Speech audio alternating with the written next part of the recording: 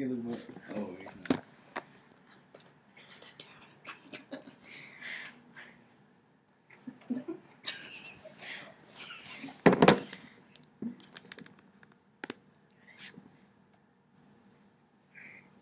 Okay, so today I'm going to tell you about guns and people, and basically it's going to be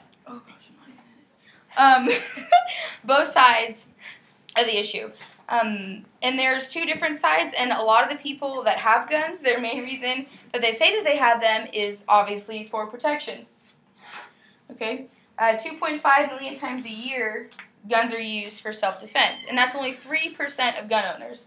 So when you think about it in the broader terms of how many people have guns, that's a very small amount of people. Since the 1990s, 18 states passed the Stand Your Ground laws, which was talked about in the Huffington Post, which I'll talk about in a second. Nearly half of gun owners attribute their reason to self-protection to personal security. So like I said, half the people that own guns say that they have them to protect themselves against, obviously, against other people.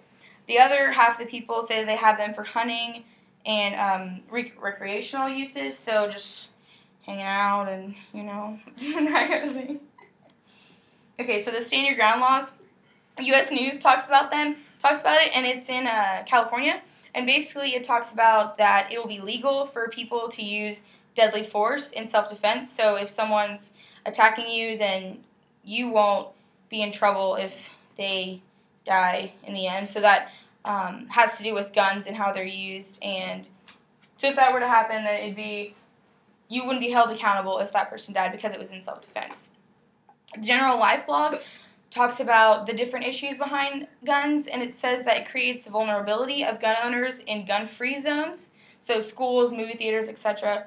And so basically what it says is that if you have the gun-free zones, then the people that can actually protect the innocent people are vulnerable as well. And so either way, the bad guys are going to have weapons, so it really just hurts the innocent people that can help save lives and do that type of thing.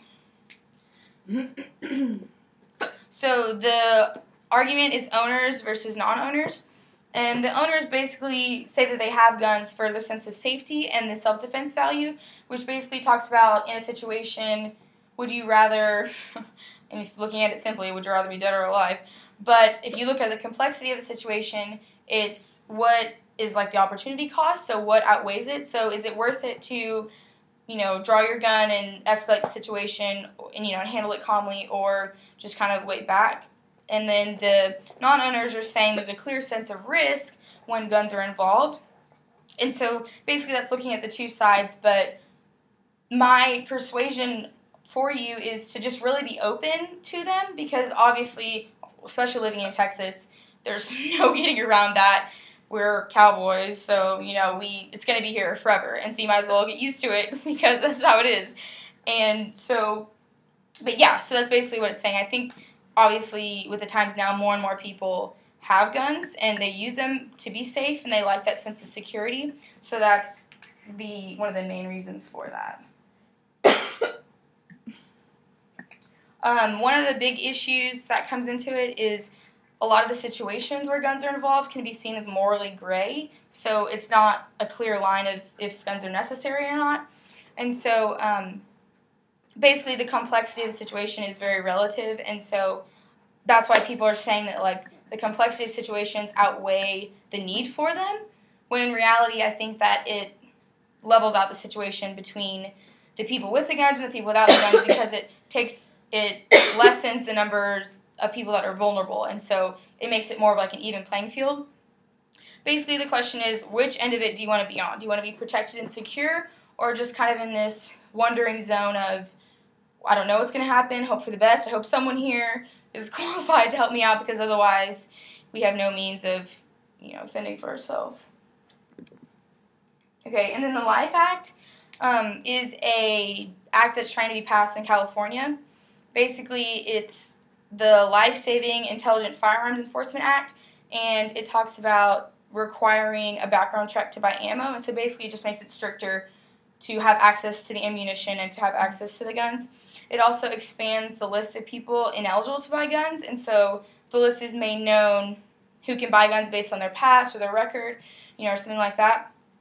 So it will also says that semi-automatic guns should be less accessible so that, the good people aren't just going around randomly shooting people.